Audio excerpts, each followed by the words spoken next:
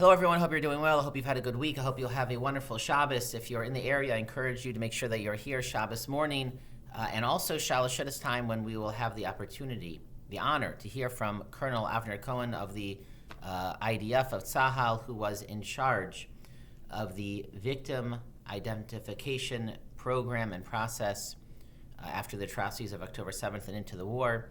And he will share his really incredible, heart-wrenching and inspiring story with us. And he's an amazing speaker, and I really encourage everyone to take advantage of this opportunity. As always, we take this moment to daven before Shabbos, that this Shabbos and the entire next week should be a good week for the entire Jewish people, for everyone, every Jew anywhere, especially living in the land of Israel, and especially for those soldiers who are serving and protecting the land and the people of Israel. In this week's parsha, we have the mitzvah of Nazir, and there are three halachos that define a Nazir. The Nazir cannot consume any wine or grape product. The Nazir cannot come in contact with a corpse, a dead body, and also the Nazir, which could be a man or a woman, must let their hair grow. They cannot cut their hair. And it is that aspect which was most noticeable of the Nazir. When you would see someone, the way you would be able to identify that this person is a Nazir is from their long and growing and unkempt hair. And it is clear that the Torah as well focuses on that aspect of the Nazirut. The Torah says, Ki Nezer Elokav al Rosho, the Nazir has the crown of God on his head. That hair, the growing hair, is referred to as the crown of God. It is something incredibly holy and represents God's presence and the Nazir's connection to Hashem. Similarly, the Pasuk says, Kadoshiyah, it will be holy. Rashi says it's referring to the hair. The Nazir's hair is holy.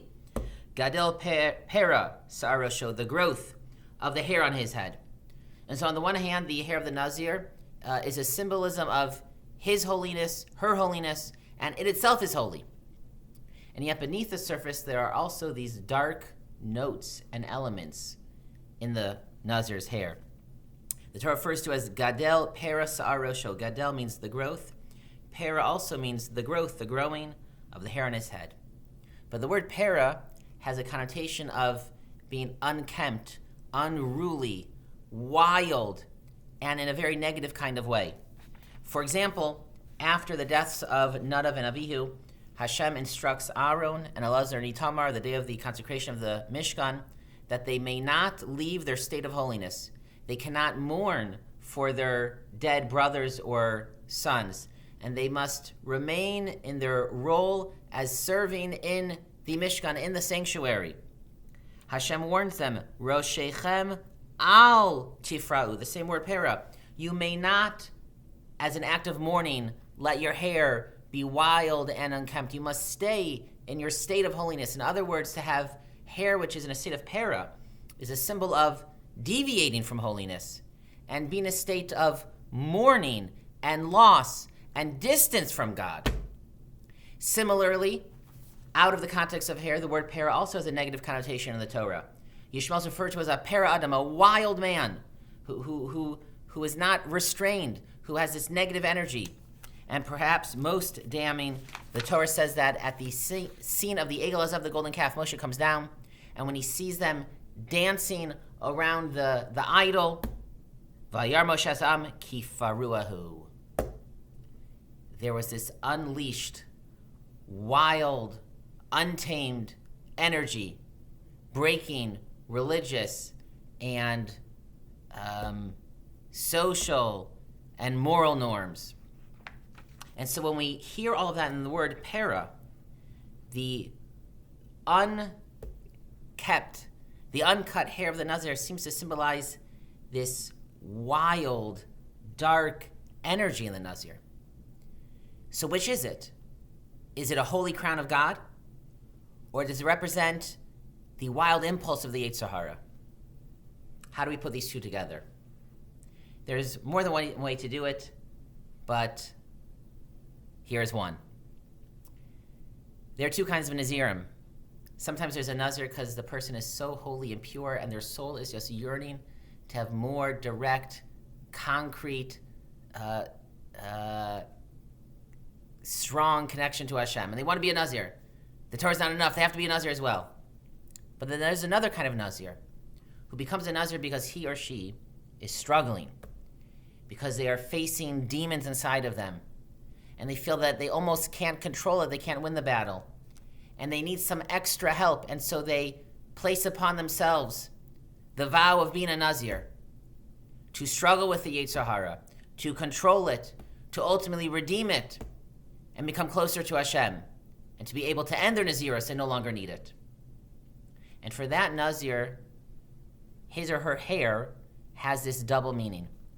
On the one hand, the hair is growing wild and unkempt, and it's not how a normal person looks. And that is meant to symbolize that, yes, this Nazir is struggling, is fighting, is facing a demon. There's something that he is trying, or she is trying to control or to direct. And the point is, the Torah is saying that fight, that's not something to be embarrassed about. That's not something which is a chilul Hashem. That's not something that one should avoid or not share with others. Just the opposite. The fact that you recognize that in yourself, the fact that you are trying to be better, whether it's to face a demon, to struggle, to try to improve yourself, that is the greatest crown of God. That is the source of Kedusha. The fact that you are engaging in the battle with the Yetzer Hara is something holy. To pretend that there is no Yetzer Hara, that is a mistake.